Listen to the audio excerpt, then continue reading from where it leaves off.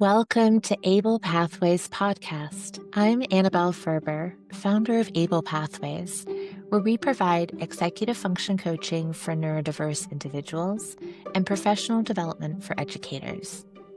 Our podcast explores the windy journeys of learning and growth. Each episode, we travel the unique pathways taken by a diverse range of interesting people as they reflect on pivotal moments in their lives that led to unexpected insights and transformation. Through these conversations, we hope to illuminate the infinite pathways for how we grow and learn. Visit our show notes for links, information about our speakers, and resources mentioned on this episode.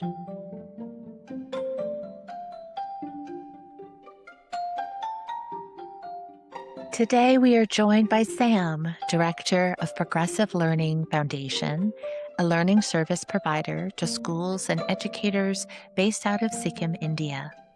In this episode, we will explore how his work at Taktse International School in Sikkim is changing the landscape of modern education by implementing important practices for new teachers who are beginning their journey as educators.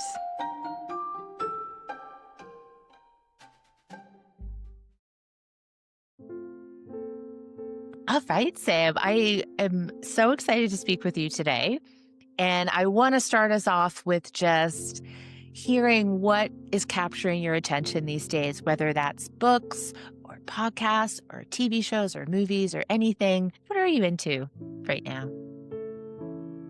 Thank you, Annabelle, for having me on this podcast. So it's been something that I've been struggling with, I think, over 2-3 years now.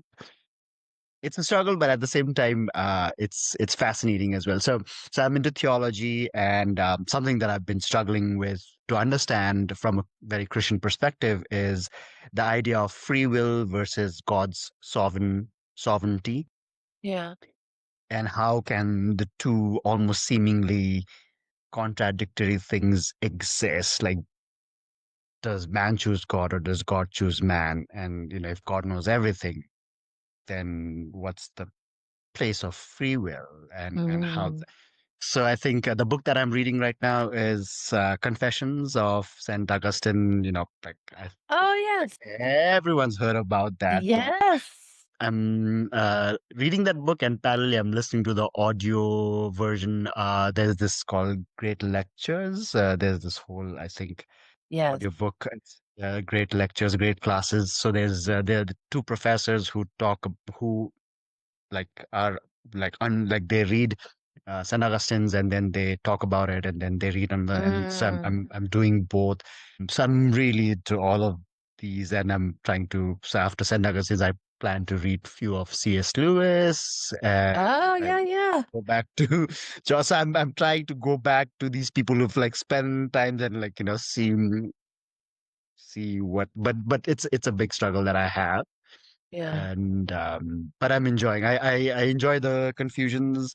I enjoy moments of clarity. Again, then Yeah. going back to confusion. So these are some of the things that Beautiful. I'm listening, reading. But this year, my resolution is not to watch any series. I may indulge myself once in a while with movies, maybe. But I have made I heard someone say, he's made a rule that every time he watches a movie, it'll be with someone, like a partner, like he'll not Oh, that's watch cool. alone. Yeah. So I thought that was a pretty cool resolution. So if I do watch a movie or something, I would watch it with my wife and not by myself and Yeah. go and overindulge. So that's my New Year's Ah. resolution. That's a good one. Thank you. Okay.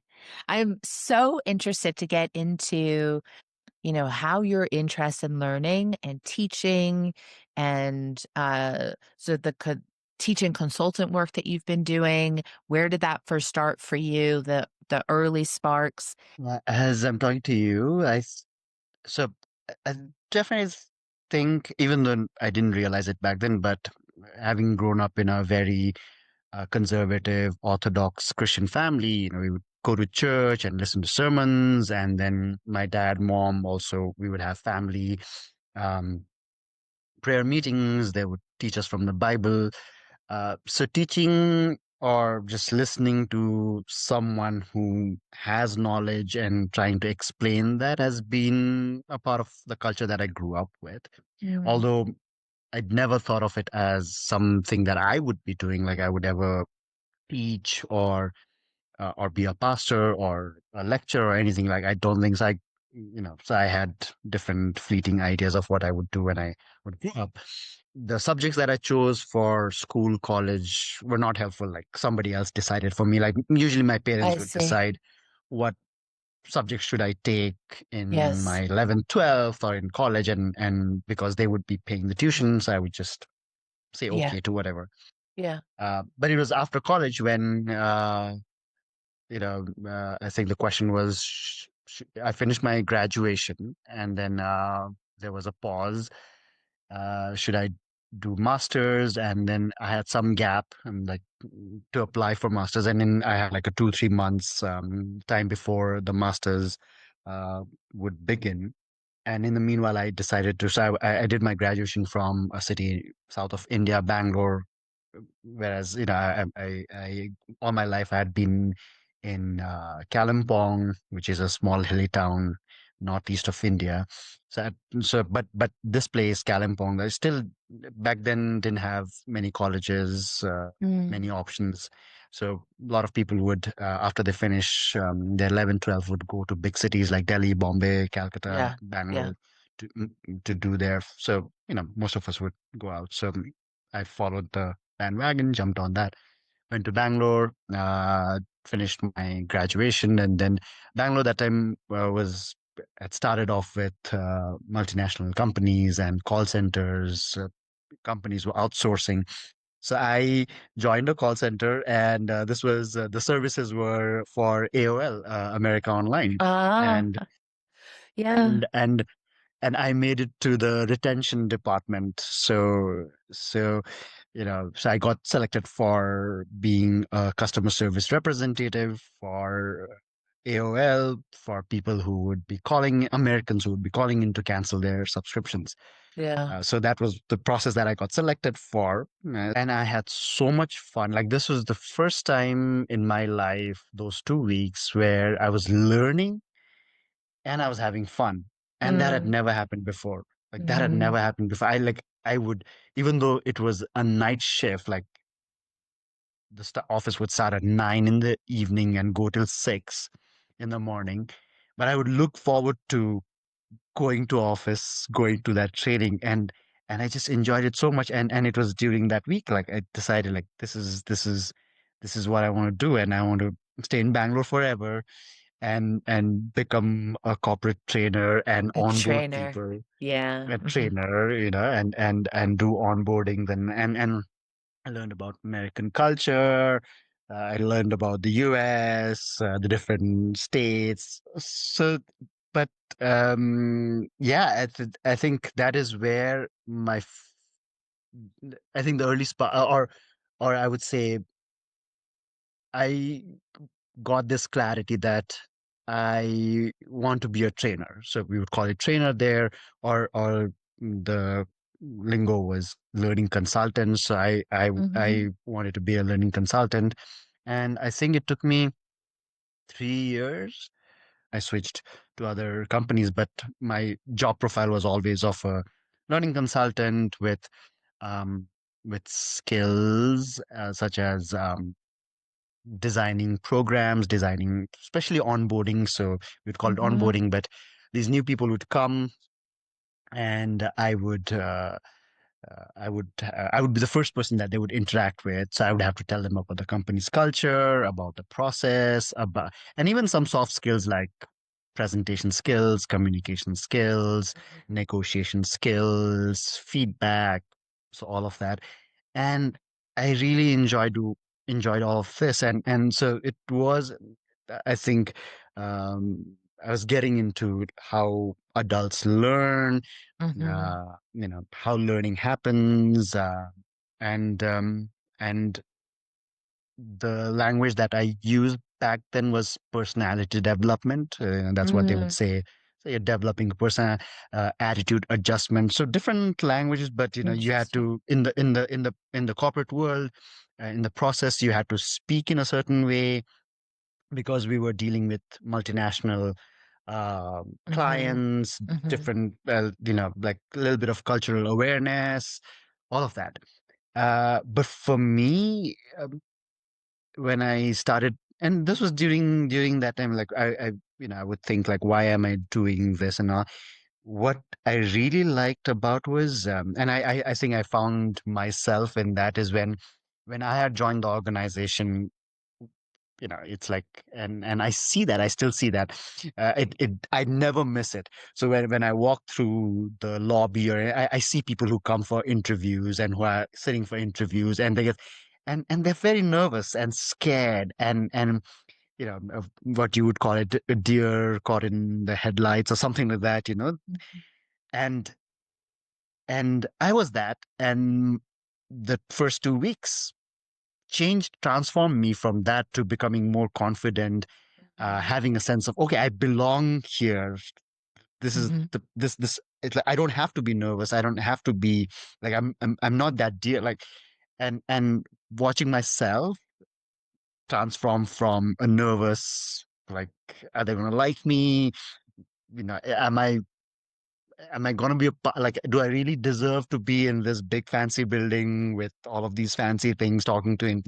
Like, from having all of these doubts to, okay, I've got, transforming to, okay, I Mm-hmm. can do this, and feeling supported, feeling, and I think that, uh, being able to do that for these young people who would come, and some of them older, but I would always, that nervousness of the newness, the nervousness that comes with being new to an organization, and helping people overcome that nervousness and find something to connect to, get a sense of ownership, belonging to that place. So, eventually I did have to leave Bangalore because my parents were in Kalimpong, which is close to Sikkim. So I came back home. Fortunately for me, uh, Taktse International School, where I'm still working now, they were hiring.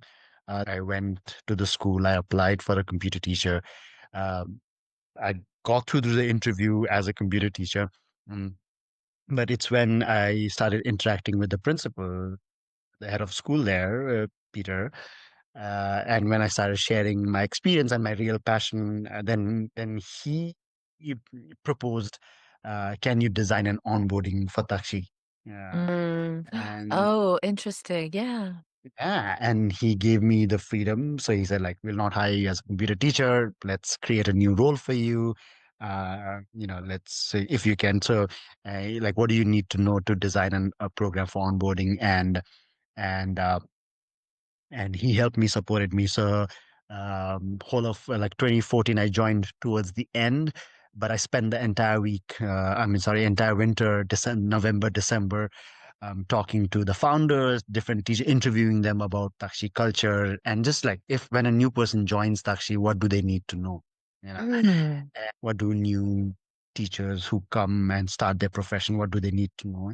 And it was easy. So some of the corporate world onboarding, but that feeling that, because Taksha International School in Sikkim is still, it's one of those few international schools, so it has, the brand value is really big. Um, the culture is different. It's in a remote setting. So for me, what was exciting was when I would see teachers come for interview, and I would still see them as I would see the new like people coming into corporation organization, like like having that, like, can I be here? Can I be a part of this? Yeah. Like, and then the nervousness, and I could still do that, like, at Takshi. Yeah, it So was so similar. You're saying like it was really very similar. similar Yeah, to the yeah. what people needed to feel comfortable, at ease, and competent enough to do their jobs. Yeah. Mhm. Right. So since Yeah. 2015, I've been doing onboarding, and even now, like, I'm currently, this is 2026, so it's been 10 years, and every year I find myself doing at least one or two onboarding Mm. sessions at Actually. So this year we have about like right now I have I think 8 new teachers who've joined the school. And today, as I'm speaking to you, is the third day of week 1 of onboarding. Okay. Yeah. So the school hires every January. There's a whole new batch of teachers that get hired for the entire year, Yeah. and I'm the first person usually they get time to spend with. So it's just me and a bunch of new teachers, and I'm showing them the space. I'm telling them about the culture. I'm telling them the history of the school, and then also we are looking at things like what does it mean to be a teacher these days, and what is the value of education. And I love, and it's so energizing. Like yeah, like it's. I've been doing it forever now, but I don't feel like I've been doing it forever. It's like every batch is new and fresh and New. exciting. Yeah. That is the interesting thing about teaching. It's a practice that you learn and you repeat, but every student or class of students, or whether it's a class of teachers that are the students, they're different. And so the experience is different. And it's definitely for someone who enjoys, I think, novelty and thinking on their feet. It's a really good place to be, which it sounds like you are.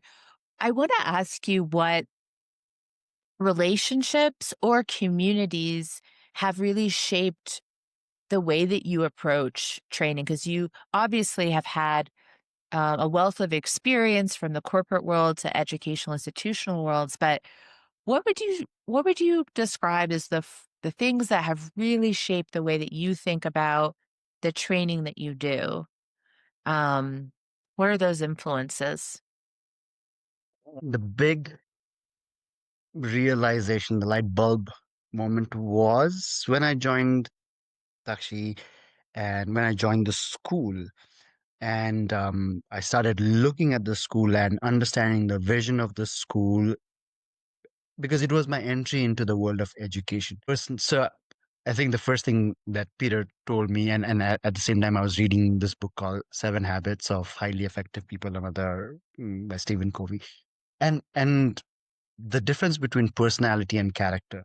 And in the corporate world, the onboarding, the trainings that I was doing, even my intentions were to make people comfortable, but the topics that I was teaching, like communication skills, presentation skills, negotiation skills, process. These were more geared towards personality. Like, when you talk to people, you want to show them a certain personality type. And it may be related, but when my entry into education, I found out that real education is more about character building and character development. It's not uh, and I don't want to be so theoretical and idealistic about it, but like you can appear to be honest versus you're really honest from inside. Like honesty is who you are versus you speak in a way which makes you sound honest. Like can be two different things. Yes, yes. And education targets more at building, I mean, or at least good education or real education is supposed to help you build your character. Mm. Um, was the thing that fascinated me the most, and watching Takshi teachers and the school invest, like intentionally invest in building character of these young minds who would come there, uh, and the whole community and what teachers were doing, because I didn't know the difference between trainer and a teacher then, but then after coming to the school and seeing how much of impact a teacher would have on the young minds, and and what schools should be like, um, really kind of added more fuel to my work. Uh, so very quickly, I don't mean to like make what I was doing earlier sound superficial, but it felt like that what I was doing in the corporate world was almost superficial, and what was happening at the school was more authentic and real. I was on a journey myself, and I share this often with a lot of people, including my mentors. Is uh, I went to a very strict Catholic school, grew up in a very strict conservative family, then went to the corporate world, and something, and the school that I went to had corporal punishment and all of that. But very early on, I learned how to read people's faces and tell them what they want to hear, as opposed to telling them the truth. Mhm. I learned to be sneaky. I learned to all of that, and at Taxi School is the first time I heard a phrase speaking truth to power. And it changed. Like, so in the corporate Mhm. world, like my managers, my team, like whoever I would report to would say, like, would ask me, where are you with the report? And I would have forgotten about it, but I would end up saying something like, I'm almost done with it, or I'm waiting on someone to come. I didn't have to think twice. I wouldn't have to think 2 seconds to just blur that out. And I would do that at the school. But I think that school, and like watching everybody else and then watching the culture, it gave me the courage to say, like, sorry, I lied. Someone would ask me, where are you with the report? Where are you with the presentation? How prepared are you for the onboarding? And I would end up saying, like, I'm right, like something I would end up saying a false thing. But the school, that community gave me, and the mentors, Peter included, gave me the space to, and the courage to say, like, I lied. I'll take that back. I'd forgotten about it. I'll go and look into it today. Like, or even things like, I don't know. There's the first time in this school where, when I was preparing to onboard new teachers, one of the person who, like, must have been a senior faculty, I think it was Miss Thapa, uh, who I asked, like, what should I tell the new teachers? And she said, like, tell the teachers that when their students ask them something that they don't know, that give them the language to say, that's a really good question, let's find out about it. And this was the first time, because in the schools that I went to, like, Right. nobody would say such a thing. And Or the that corporate stayed with world, me. right? Or in Like the corporate world. saying, I That's don't know, or speaking truth to power is how you get fired, right? It's such a different, yeah, right. So yeah. that school, the practice, everybody, how intentional, authentic they were, and how there was languages and phrases, even thing like, tell the teachers, like, give them the language to say, That's like, right. that's a really good question.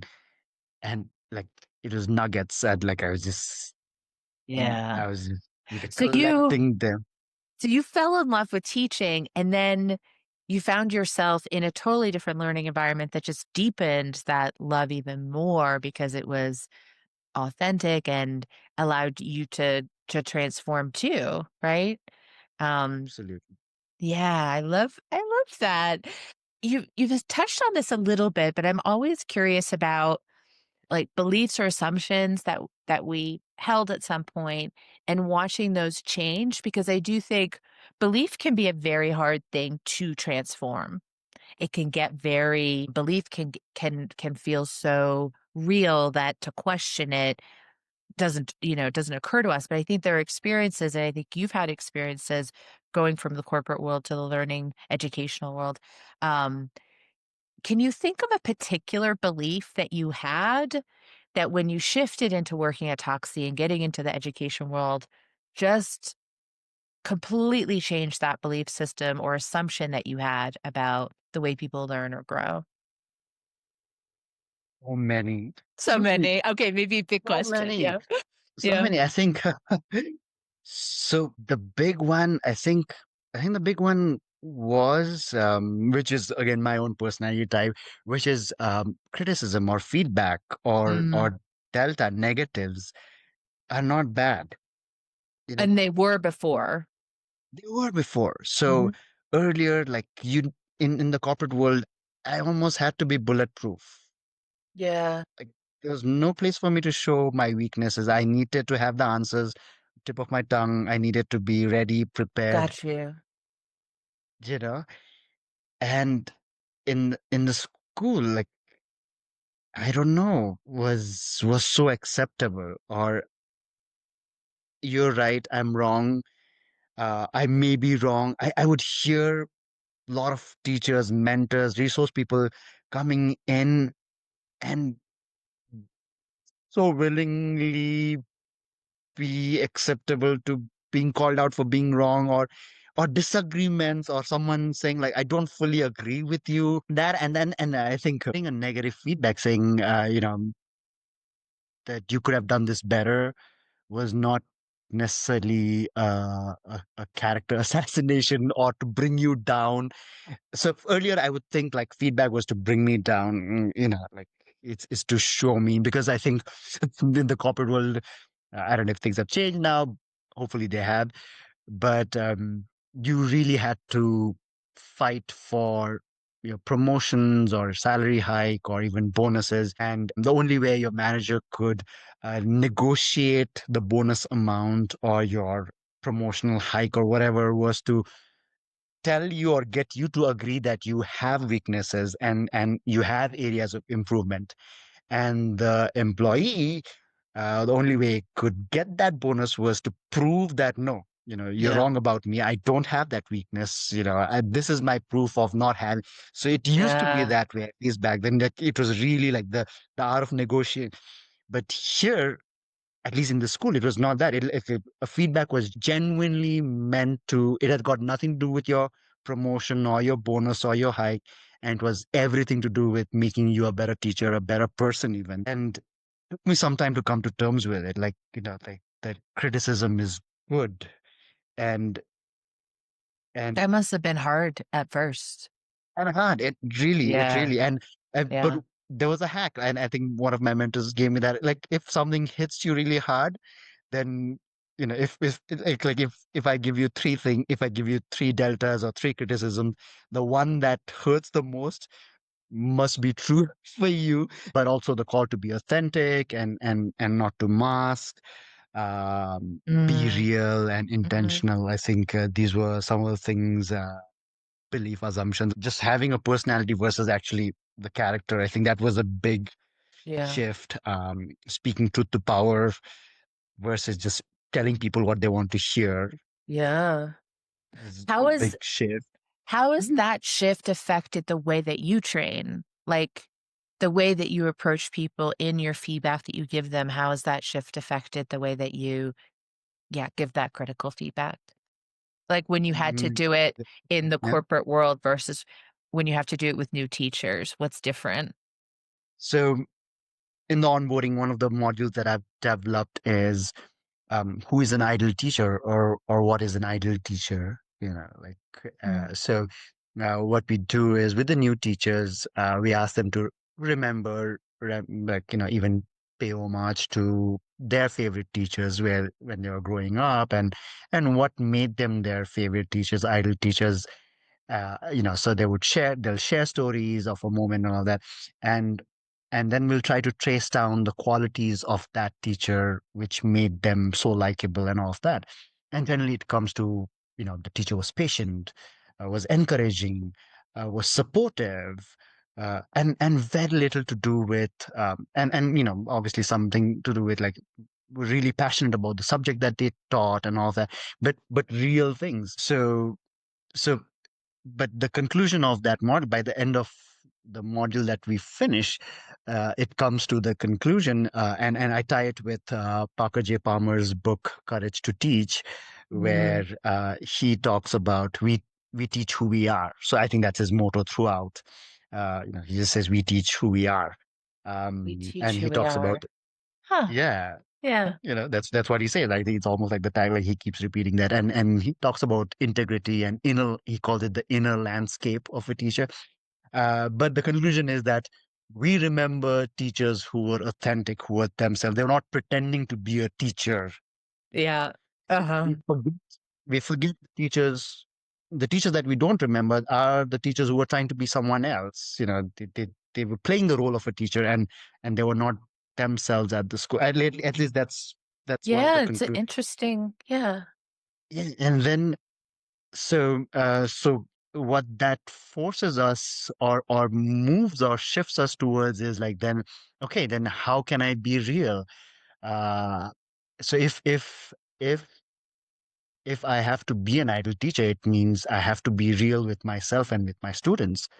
And part of being real is to know what are my strengths and know what are my weaknesses. And part of knowing what my weaknesses are is to get feedback. Look, Yes, yes, uh, yes. so it all ties down to It's, that. And then we yeah, start with feedback and that's so well said. When you were sharing about how you asked teachers, about their favorite teachers, something just clicked for me because the teachers I loved the most are not like me as a teacher. And I always thought that was odd. My favorite teachers were other students were afraid of. I liked the scary teachers who are like very strict and even sarcastic at times, but on the inside, they were really sweet and mushy. So, not like really mean, but they were I didn't like when teachers tried to be friends with me. Like, I didn't want that kind of relationship. I really wanted that mentor. But I realized that I couldn't emulate that we all have different sorts of things that we connect with. And I think for me as a kid, having a teacher who I knew exactly how they were going to respond was soothing because I knew what to expect from them. Whereas the teacher who was like trying to be a friend, felt more suspicious about. Teachers you admire um, are different from you. You can still value and bring your authentic self because there are going to be students that need your type of approach. I really like that what you were saying. something that has happened is the culture hasn't changed, but the world has. Students know more than the teacher in some ways. I see what The you school mean. that I yeah, the school that Yes. I go to, I went and I spoke to a parent, Uh-huh. my friend who sends his kid to that school, and then we were talking to his kid, and the kid said, you know, the favorite thing that students like to do, and this is, I think the kid is in class sixth grader. The favorite thing that they like to do is they like to research beforehand on question relating to, like, if it's geography or if it's Mm-hmm. science or whatever. They research on a question, something like, why is the color of the sky blue? So the students, they already have researched on the internet, they know the right answer, they know more, and they like to go to the class and ask the teacher that question, and derail the teacher from his topic and see how truthful that teacher is, or how much of story, you know how much Mm-hmm. BS the teacher would Mm-hmm. Mm-hmm. give, because these most of the teachers in this school have still not learned to say I don't know. That's a good question. They Yeah. still are under the pressure that Yeah. they have to, it's relevant to the topic, they are supposed to know it, but they don't know it, they don't know the full thing. So students are doing that. Yes. Yes. and and a lot of these new teachers that I do onboarding for have come from those schools, and they feel the pressure, or I think, I mean, in their head, when I tell them that you don't when I give them this phrase, so the phrase that Miss Thapa had given me in 2014, when I tell that, when a teacher, if you don't Yeah. know the answer, tell them that's a really good question, Mhm. let's explore, find out about. I can almost see these new nervous, like, I can see them relaxing wide. Really, we can say that, like, it's almost like they're not saying it, but I can sense that, they're like, wow. So in this school we're allowed to say I don't know, so it's almost like a relief. I was gonna say, it sounds freeing. I often think that like organizations that are very rigid and hierarchical um, become brittle. The rigidity leads to brittleness, which means they're actually very weak. It doesn't take much to shake the foundation because it's just so rigid. Um, I think of I have two dogs. They play pretty rough, and if I keep my legs locked and rigid and they bash into me, I'm going to fall over. But if I keep my body a bit more loose and my knees bent a little bit, then we bump into each other and no one gets hurt. And it's really exciting to hear those changes. It must be such a culture shock when they're told you can not only can you say, I don't know, but we want you to say, I don't know, instead of some answer that's not even true. Right, right. One important thing to add to that is, I think, the element of fear. Yeah. Um, Most of the new teachers and the culture, I think, and in the schools, a lot of schools are still operating on compliance based learning. The syllabus has to be completed, students have to stand in a line, you have to Gotcha. raise it. And I think the modus operandi is still fear, like instill fear so that they listen to you, they obey. Taxi is one school where I don't think students are as fearful or afraid of the teachers as. So when new And do you teachers think come and that's they're, because the teachers aren't as afraid and that trickles down to the students being less afraid to be wrong? yeah, because there's no corporal punishment, there's no threatening, curiosity is welcomed, diversions dearly is welcomed, challenging the teacher is welcome, group discussions are welcome. A lot of things. There is space for students to be more freer. Like, um, there are things in place to keep the students on track, but definitely fear is not. It's not using fear. It's not using fear, uh, and that can be a good and a not so good thing in its own, uh, Mm. because you know other schools, like most of the schools here, still where if a teacher is walking and a student is walking, uh, the student in most schools will tie their hands behind the back, bow down a little bit, and say, "Good morning, sir. Good morning, ma'am." Very And then deferential. Yes. Yeah. yeah, and actually, no students do that. They're like, "Hi, hi, sir." They say hi. Sometimes they just ignore. In most schools, when a teacher enters a classroom, everyone gets up and says, "Good morning, ma'am," or "Good morning, sir," and then till the sir says, "Sit down, sit down," they don't sit down.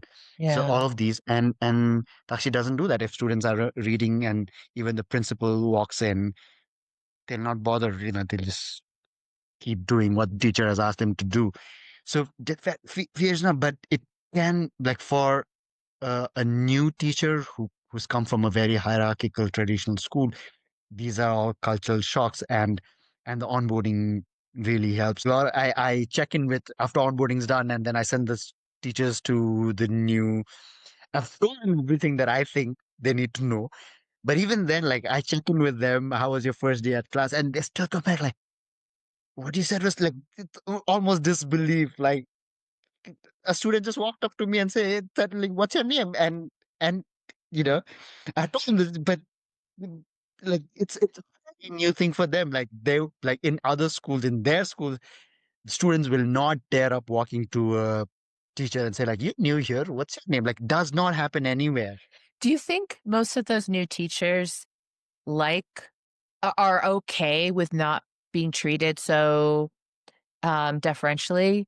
So that's the most hilarious, funny, but interesting, and like everything. That's I think that is meat for me, which is like, in the onboarding, when they're spending time with me and I'm telling them the vision of the school, I'm telling them how fear is not there.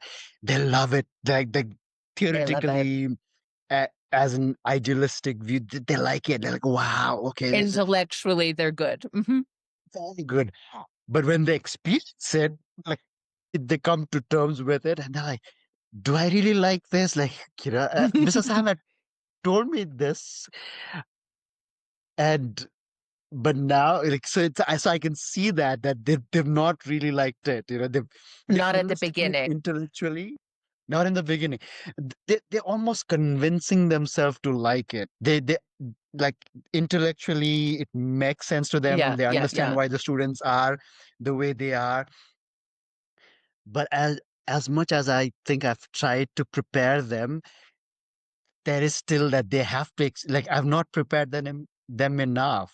When How they could experience you? it. You have to have the Yeah, experience. I mean, to your yeah. point, you can only be intellectually prepared until you do a thing and then you because I do think our behavior changes with how we're treated in the world. And so I do think it's very dangerous, and it doesn't matter if it's a teacher or a president of a country, but when you're treated as perfect and impeccable and that nobody is ever going to challenge you, that changes the way you behave, and I think it can lead to pretty immoral behavior.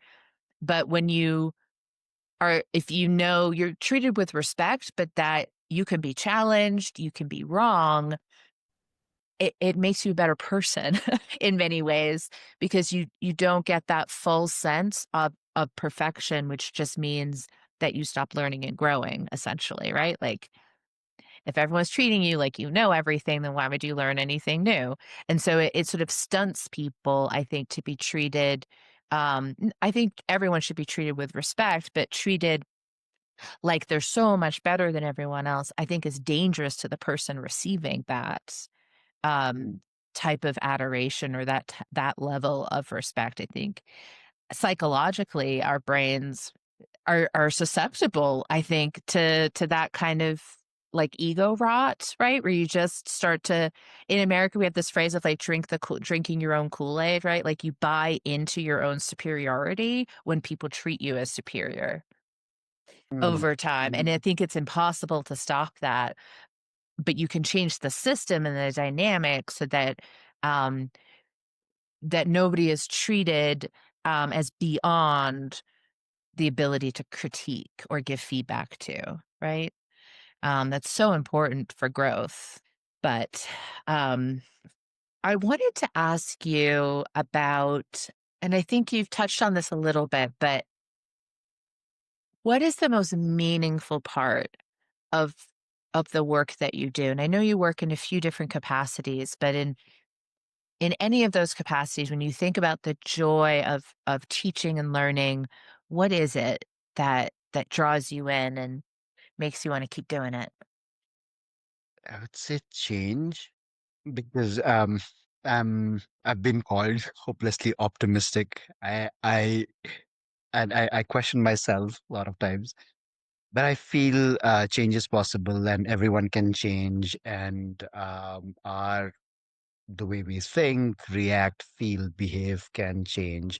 And I've seen my own transformation. I've seen myself transform from a really sneaky person who would just read the room and read people's faces and just tell them what they want to hear, versus, so I've seen myself change and grow, and I feel, I believe, if I could undergo the transformations with the support and Hmm. the mentorship and the guidance, and the community and the environment. Anyone, especially at the school that I love so much, because that's where my big transformation happened. Hmm.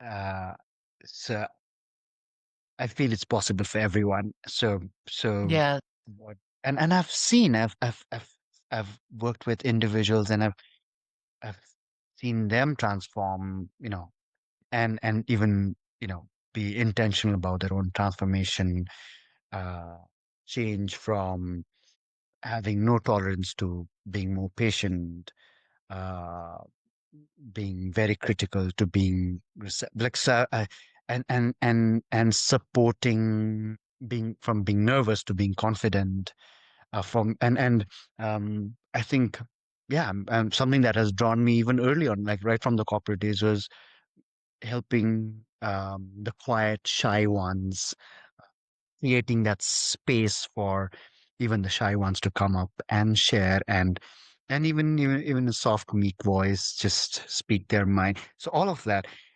So supporting young teachers change small things about themselves, um, find the courage to look at their weaknesses, acknowledge their own thing, and even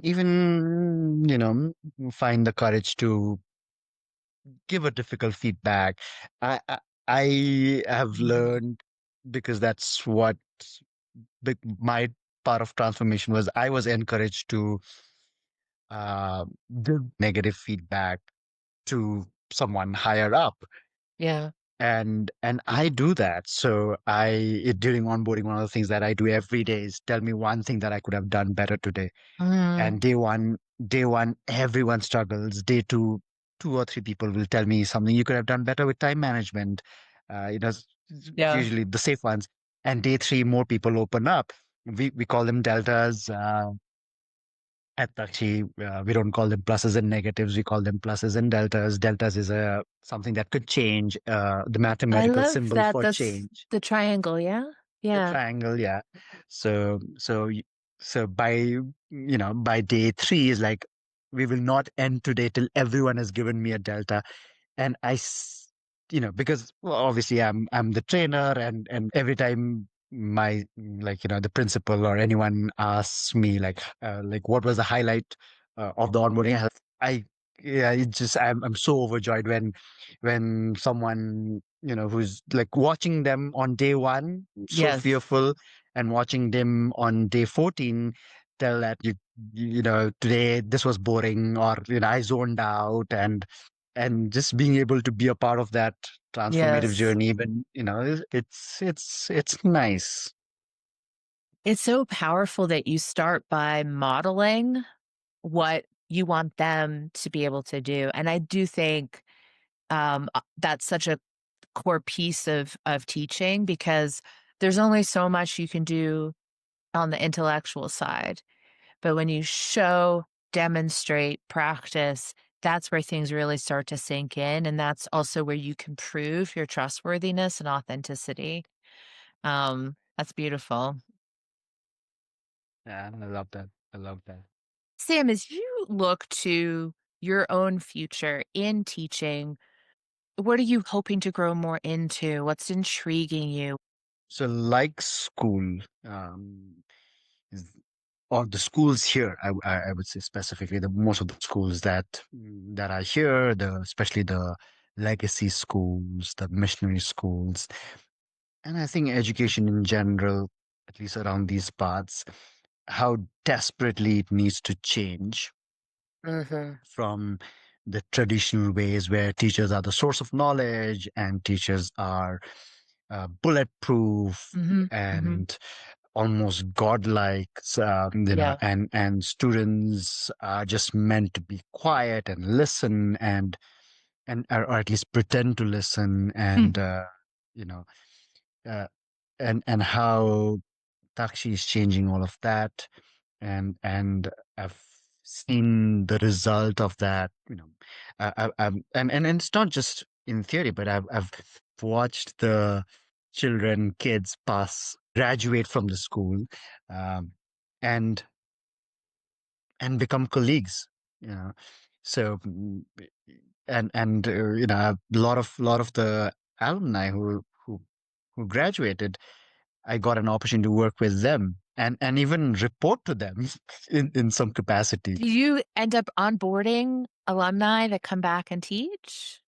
I haven't had like one, One. That must be so one. interesting, because they would not, they already know the culture. Yeah. Hmm. Oh, Hmm. yeah, very different, and constantly, and I would say something, and then I would look at his face, and I was like, does not apply to you. I would have to keep saying. Anyways, um, but I've seen so not just as a theoretical idealistic practice, but I've Yeah. seen the value of what um, creating that space, creating that authenticity. I don't mean to be all demeaning, but I keep saying, right up till the 90s, maybe that was what was required, the traditional form of, because it was still very industrialized. Yes. And, you finished graduation, there was a job waiting for you, Yes. which mostly demanded you to follow orders, come in at Yes. 9, leave by 4. But the world has changed. Like you don't more and more organizations will no longer pay you for your attendance, but they will pay you to solve problems or Yeah. add value, and the education has to also change in that. The way I've seen how such an environment, what it can do to young minds, and what kind of adults they would be. Adults who will are confident in themselves, who are genuinely passionate about something that's more meaningful. So I've seen a school do that, and the parallel that I draw, given my own background and culture, is the church, the Christianity, and because the church has a good, like, there are a lot of churches here, and most churches, and then Sunday schools, and there is youth. There's a strong youth culture, or the attendance and the congregation. A lot of churches have a lot of young members, uh, but and church is a form of its school itself. Like Sunday school is a form of, they have their own curriculum. The Bible is taught in different ways, but pastors, preachers, elders are Mhm. almost the traditional teachers. They Mhm. they appear to be bulletproof. They appear to be people who will always do the right thing. Mhm. uh so most churches, even though a lot of pastors say it, but what I see is the young minds, the youth, the teenagers, getting a sense that in the Christian world, things are just black and white, and there is no gray space. And that's a problem, because that is not how things are outside the church. And Christianity in Sikkim and around these parts is still a minority religion. Like, in a class of 40 students or 30 students, maybe there are two Christians, I and see. all religions are mixed. And children who come from Buddhist families, Hindu families, which are the dominant Dominant. cultures here, are not so tuned towards sin, right, wrong, black and white. And for them, everything is exploring and free. And so, for example, I mean, I grew up as a Christian thing, and very early on, I was taught that there are things that you have to completely avoid, like smoking cigarettes or drinking alcohol. Like, that's a sin, and if you do that, you go to hell, something like that. But my friends, and I didn't have any Christian friends, but in there, like Hindu, but like, alcohol is something that their parents drink, and some of their uncles smoke, and all of that. So, and as young boys, there would, the rite of passage, or whatever you call it. So I had my own struggle growing up as a Christian boy in these parts. Like, just like, I don't think there is space for a young Christian. Like, I know it's wrong. Like, I can't tell it to my parents. They'll flip out, and like, and the church, like, but I have this strong sense of it's a wrong thing and guilt, and I want to either start a church or a youth ministry or something that is targeted towards Christian kids who are growing up reading the Bible very early on. Even when they're 5, 6 years old, their parents are telling them what sin is and what sin isn't, and if you sin, what happens to you. And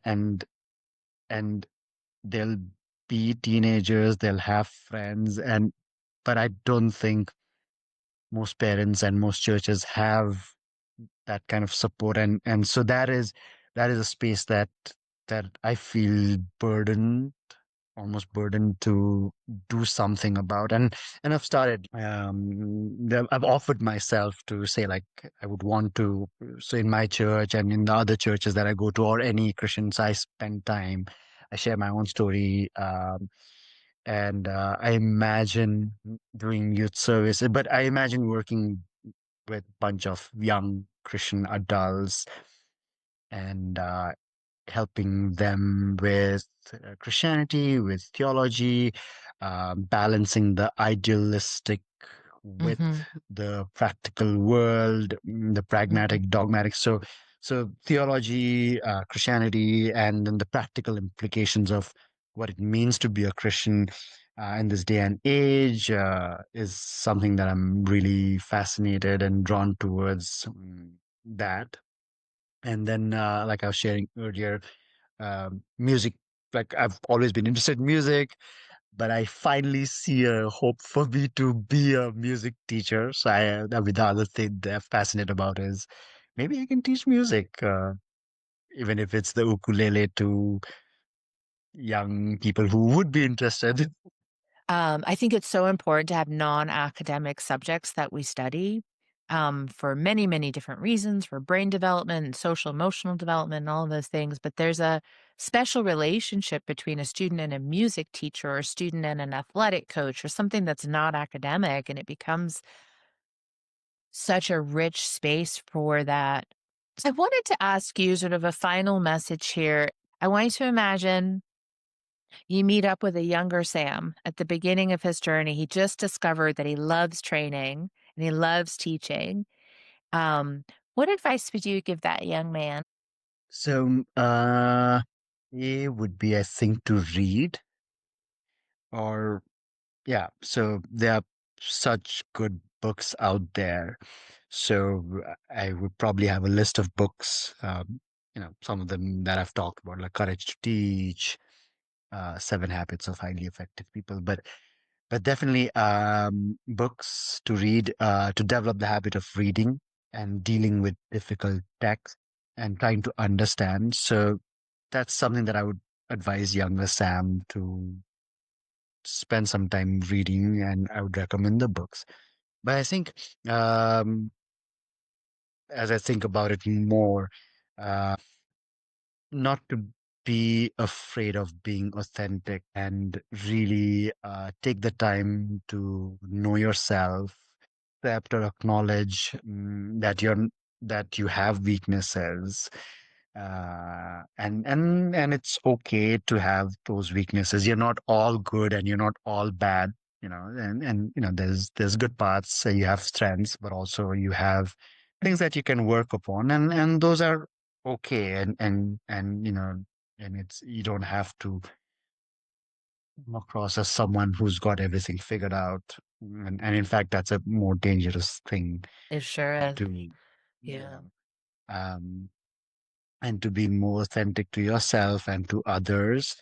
Um, I would also advise younger Sam or to anyone uh, to protect themselves from just getting distracted by a lot of things and focus if they can just focus on something that is really meaningful and worthwhile, but something that is worthy, that is praiseworthy, that is um, that's good, and that excellence can be developed towards like mastery. Like you can become, Mm. can you be a good history teacher? Can you be like all about history? Like I think history and I think this guy. I think music and I think this guy, so the value of that versus and just devoting your life to it is is so worthwhile. I think it will come down to purpose. What's your purpose in life? Like, what do you feel is your calling? And Mm-hmm. really taking the time to understanding that calling. And I think once you're there, once you've kind of figured out your calling or your purpose, it's one of the greatest discoveries that you could make.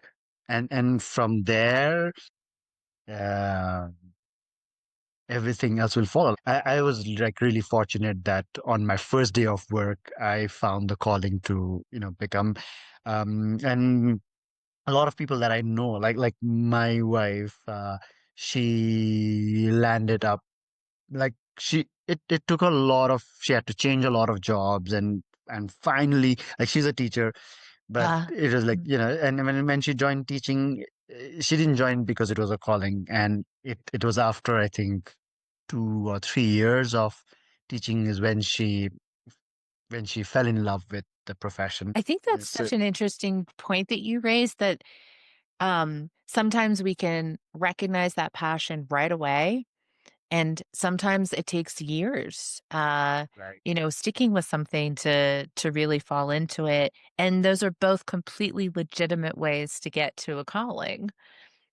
Um, you But know? as an advice, if you could be intentional about, like, you keep asking yourself, what is my calling? What am I good at? Like, I don't know if it means taking personality test, taking a strength profile test, talking to mentors, getting feedback, but really taking the time to invest in yourself Yes. to find your purpose and developing your mission statement or purpose statement. Yeah, I don't, I think I'm somewhat grateful that I didn't figure out my passion or calling for teaching until I was a bit older because I don't think was ready for it. And I'm glad that I was doing music at first because I was ready for Mm, that at the time. And then yeah, I needed to have some other life experiences before we can have these callings and passions also at different like stages of our development through time too. And I yeah, think yeah.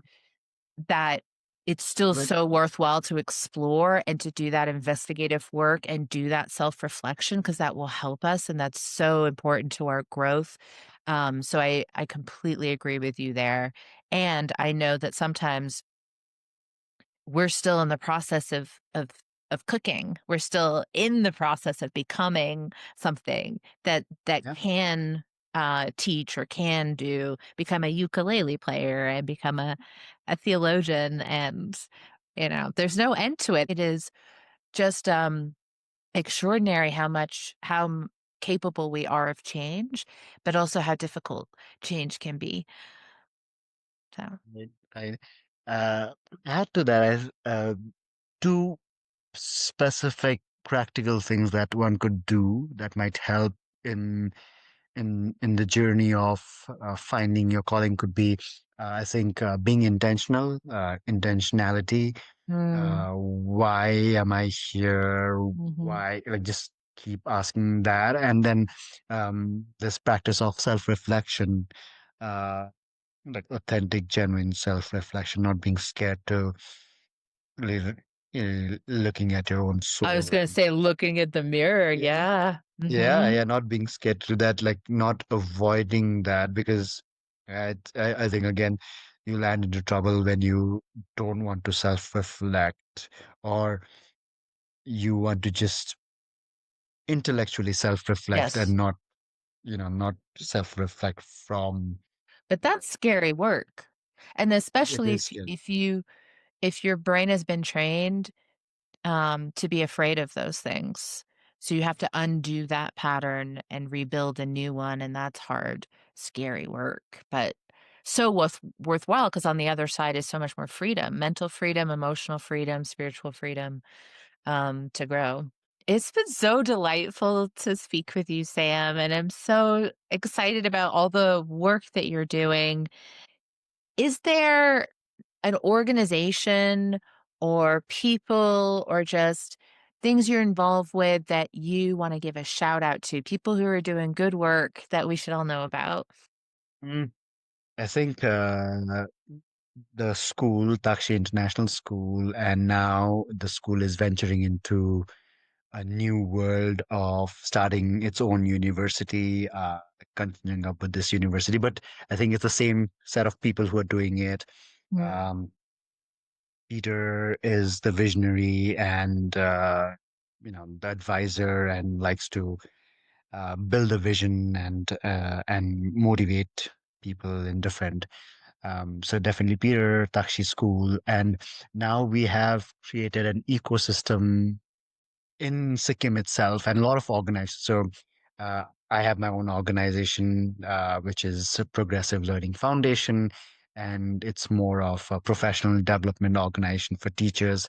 But along, so this is an organization that takes care of the professional development of teachers at Taktse, but also is trying to venture out and share what we've learned from the school with other schools in Sikkim, Gantok, including government schools, which there are a lot. But also we have organizations like Khelum and Sikkim Project Management Foundation. But there are these pockets of organizations that has somehow found its genesis at Taktse. Uh, Peter is definitely on the advisory of some of these organizations. And these organizations are trying to spread the Taktse vision, the Taktse story to the rest of Sikkim Gangtok. So definitely shout out to these organizations, the directors of these organizations, including, and most of them are senior Taktse faculty members like, That makes um, sense. Yeah. Ms. Thapa, Ms. Yolmu. They have their own teaching professional development organization. All the teachers at Taktse International School who have stepped into a whole different world of learning and teaching. The school is such a fertile ground that you want to try a very new idea and see whether it'll flourish or not. Like, you know, Sounds like even a some of the ones. laboratory. It sounds like Absolutely, a learning yeah, laboratory. Yeah. yeah. You sow any seed, and there's a good chance that it'll germinate and it'll blossom. Mm, beautiful.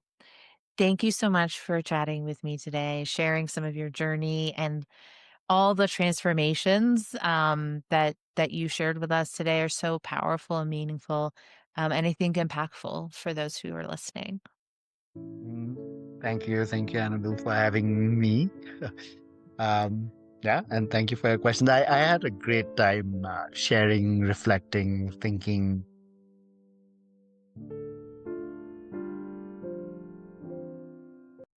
If you've enjoyed today's discussion, I invite you to share this episode and subscribe to Able Pathways podcast on your favorite platform. Your support helps us to share these meaningful conversations with more people. Visit ablepathways.com or check out the detailed show notes for links to resources and organizations mentioned in today's episode. Have thoughts about this episode or suggestions for future guests? We would love to hear from you. Leave us a comment or email us at hello@ablepathways.com. Until next time, I'm Annabelle, reminding you that there are infinite pathways to growth. May you travel yours with curiosity and courage.